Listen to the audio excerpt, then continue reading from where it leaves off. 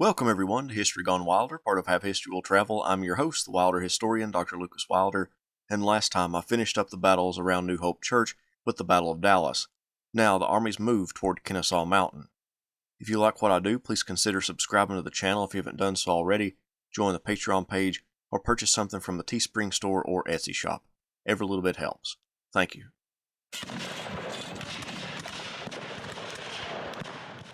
So far, the Atlanta campaign had been a series of maneuvers, William T. Sherman trying to outflank Joseph E. Johnston, and Johnston attempting to block Sherman's movements.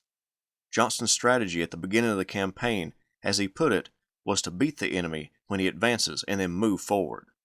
Thus far, Johnston had not beat the enemy in any significant way. He was giving up ground at an alarming rate according to Confederate politicians, especially Confederate President Jefferson Davis. As historian Richard McMurray explained, it soon became equally clear that Johnston was not skillful, bold, or daring enough to compel Sherman to launch a massive assault against a fortified location, to make for himself some opportunity that the Southerners could exploit, or even to block Sherman's flanking maneuvers.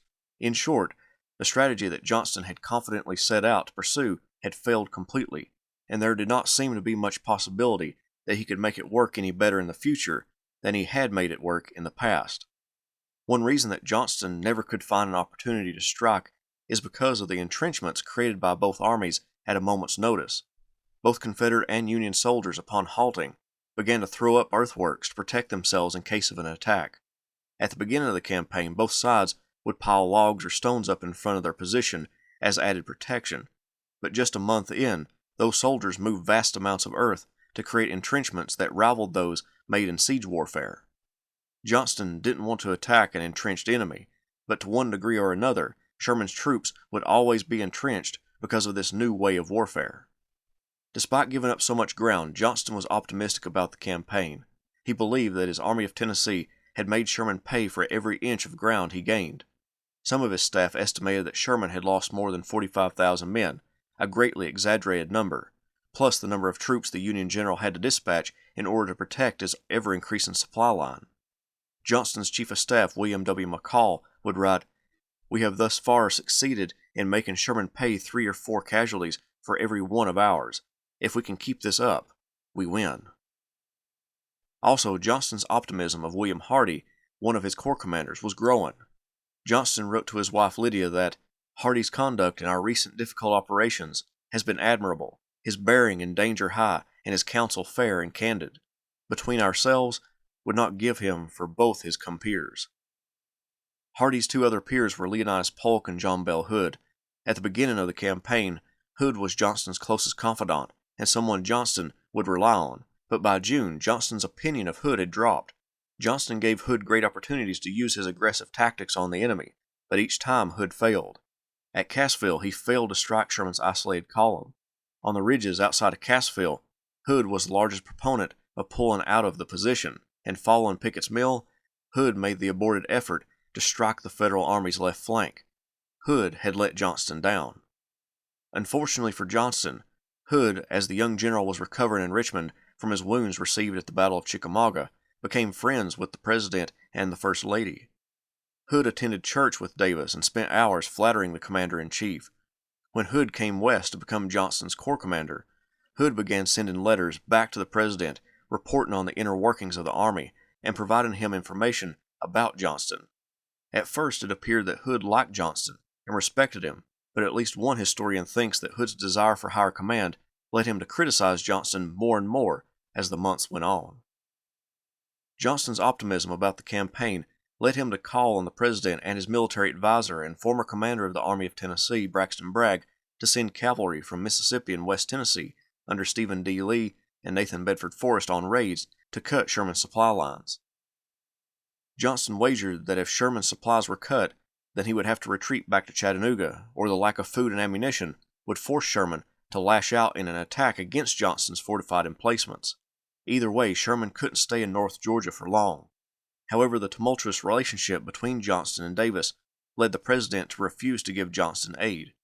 Although the aggregate numbers for all his cavalry was over 10,000, Johnston only had around 2,000 effectives that could perform cavalry operations, and those were needed to screen the army and scout the Federal positions. not enough to also launch raids deep into the Union Army rear. Sherman wasn't idle. He had the benefit of controlling all Union forces between the Appalachian Mountains and the Mississippi River. He ordered raids from Memphis and other locations to keep Lee and Forrest busy so they couldn't damage his rail transportation from Nashville to Chattanooga. Sherman was also gaining more troops by this point in the campaign.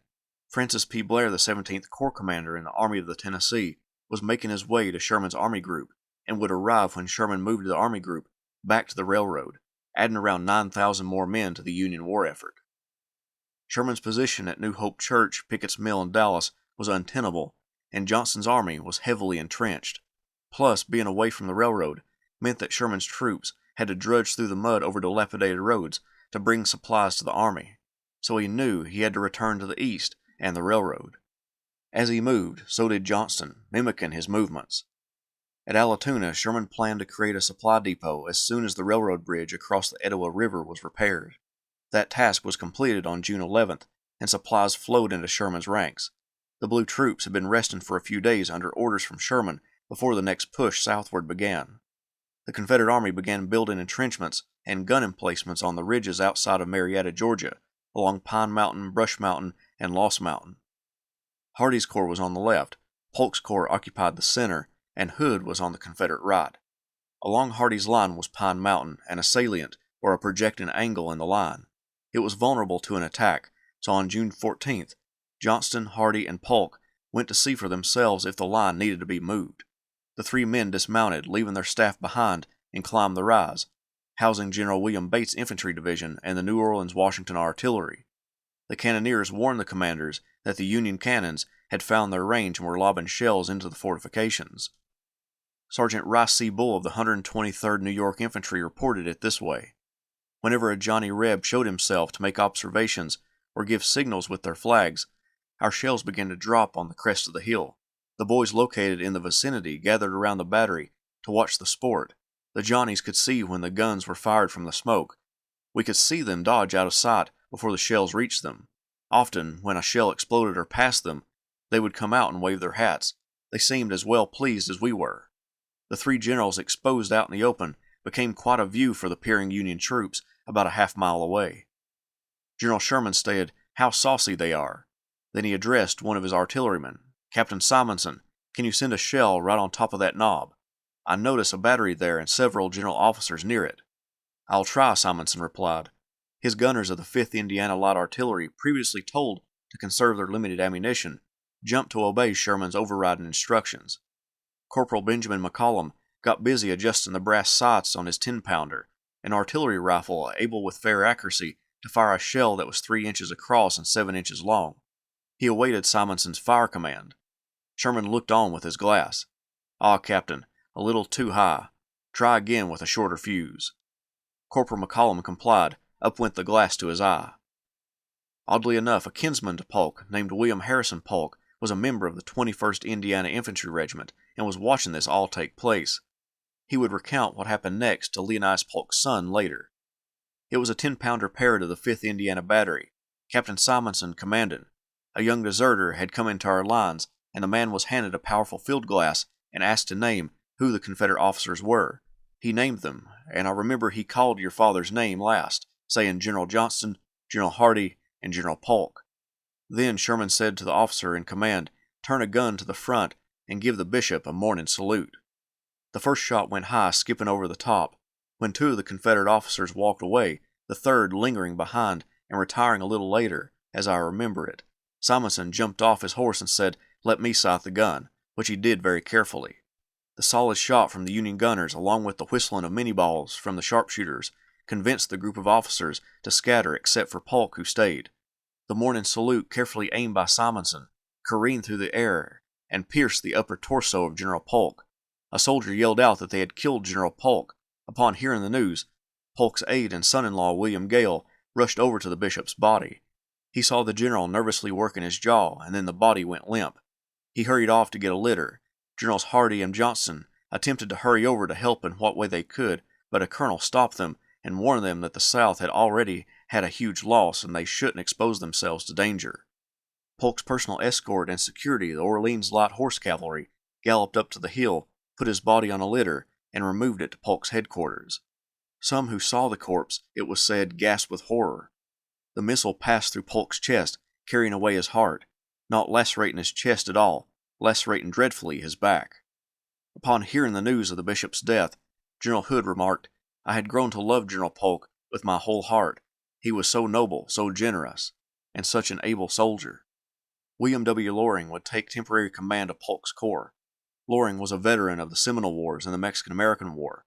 When the Civil War erupted, he first took part in the campaigns in western Virginia, then was sent west, where he operated in Mississippi during the Vicksburg Campaign. He came east with Polk's corps when that general came to help the Army of Tennessee fight Sherman in northern Georgia. Because of the vulnerability of his line, Hardee pulled his line back to protect it against Sherman's artillery bombardment and the possibility of an attack, but when he did, the line became vulnerable to enfilading artillery fire from the north. Engineers and troops were busily constructing a third line of defense at Kennesaw Mountain, which was made up of Big Kennesaw, Little Kennesaw, and Pigeon Hill. However, it would be a few days before those entrenchments were ready, so Johnston and the Army of Tennessee would have to endure the artillery bombardment until it could move.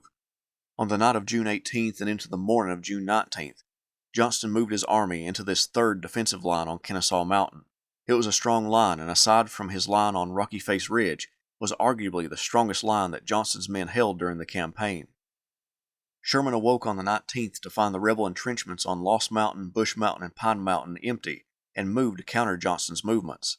Seeing the buildup of Union troops to the southeast, Johnston moved Hood's corps to the left toward Kolb's Farm. Rebel cavalry occupied Hood's former entrenchments. The battle lines were now set for the next battle in the campaign, the Battle of Kolb's Farm, and the Battle of Kennesaw Mountain.